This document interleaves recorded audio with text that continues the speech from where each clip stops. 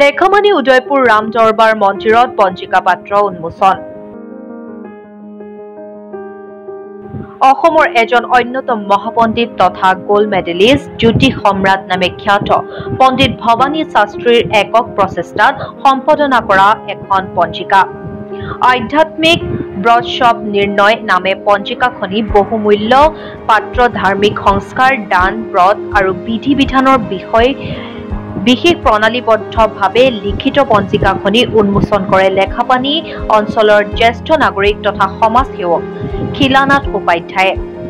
পণ্ডিত ভৱানী শাস্ত্ৰী এই অঞ্চলটোত যিকোনো ধাৰ্মিক অনুষ্ঠানত জ্যেষ্ঠ পুৰোহিত হিচাপে বিগত বহু বছৰৰ পৰা বিশেষ প্ৰণালীবদ্ধভাৱে সমাজত এটা বিশেষ স্থান দখল কৰি জনপ্ৰিয়তা অৰ্জন কৰিবলৈ সক্ষম হৈছে। আজি উদয়পুৰ ৰাম দৰবাৰ মন্দিৰৰ প্ৰাংগণত জাগুন লেখাপানী অঞ্চলৰ কেইবাগৰাকী শিক্ষাবিদ বুদ্ধিজীৱী পুৰোহিতৰ উপস্থিতিত এই পঞ্জিকাখনি উন্মোচন কৰে। উদ্যোক্তা পণ্ডিত ভৱানী শাস্ত্ৰী আৰু তেখেতৰ পৰিয়ালবৰ্গই উন্মোচনী সভাত উপস্থিত থকা সকলো ধৰ্মপ্ৰাণ ৰাইজক এখনি ফুলাম গামোচাৰে সম্বৰ্ধনা জনায়। অৱশেষত পণ্ডিত ভৱানী শাস্ত্ৰীক ধৰ্মপ্ৰাণ ৰাইজে কৃতজ্ঞতা জ্ঞাপন কৰে। মই আধ্যাত্ম ব্ৰতোৎসৱ নিৰ্ণয় নামৰ পুস্তিকাৰ আজি উন্মোচনত ভাগ লোৱা সকলো এই অঞ্চলৰ মূৰ্ধন্য ব্যক্তিসকলক সন্মান যাচিছোঁ আৰু সকলো মিডিয়া কৰ্মী ককাই ভাইসকলকো সন্মান যাচিছোঁ। এইখন পুস্তিকা গোটেইখিনি বস্তু চেষ্টা কৰা হৈছে যিখিনি আমাৰ দৈনন্দিন জীৱনত লাগে সেইখিনি বস্তু কোনোবাই গুৰুজনাৰ ওচৰত নোযোৱাকৈ আমি নিজেই চাই কৰিব পাৰোঁ। তেনেকুৱা ধৰণৰ কিবা কাৰণবশতঃ বহাগত এবাৰ এই বস্তুটো উন্মোচন কৰিব নোৱাৰাৰ কাৰণে মই নিজেই দুখিত।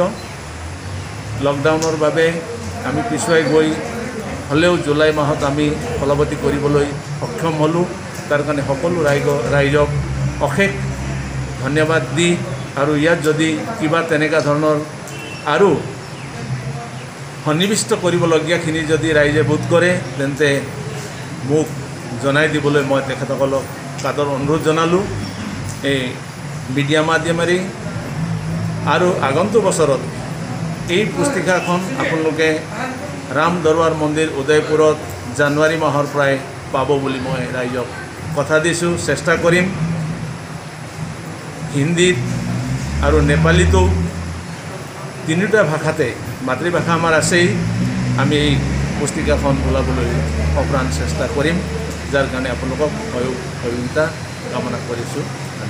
जो यहाँ इस पुस्तक विमोचन का कार्यक्रम हुआ, आदरणीय हमारे गुरुजी भवानी प्रसाद शास्त्री जी, इनका इस समाज पर बहुत विशिष्ट योगदान है।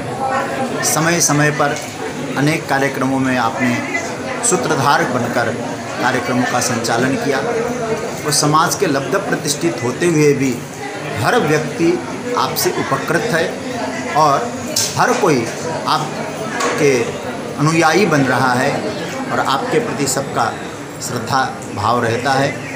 और आज जो आपने जो स्तुत्य प्रयत्न किया है उसके लिए आपकी जितनी प्रशंसा करें वो कम है। समाज को एक दिशा दिखाने का आपने काम किया है और जो समाज का सहयोग भी आपको मिलता है। यहाँ का समाज बहुत उन्नत है और सर्वदा प्रयत्नशील रहता है। और आज इस दिव्य मंदिर में ये जो कार्यक्रम हुआ और ये इस कार्यक्रम की महिमाएं और कुछ है और बाकी जो निर्णय हुआ है और जहाँ तक है कि हमारे गुरुदेव इस पर प्रयास करेंगे इस पुस्तक को 3 भाषाओं में, नेपाली, आसामीस और हिंदी, तीनों भाषाओं में इसको संभवतः अगले वर्ष मूर्त रूप में आएगा, बन जाएगा। और हम लोग जो भी बन सकता हम लोग सहयोग भी करेंगे और हमको आशावादी व्यक्ति है, हम कभी निराशा नहीं रखते अपने जीवन में।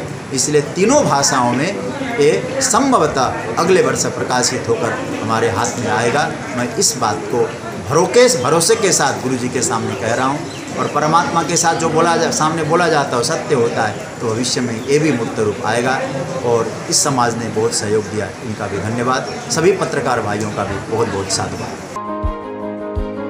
লেখাপানীৰ পৰা শৰৎ গগৈৰ ৰিপৰ্ট, দ্য তিনচুকীয়া টাইমছ।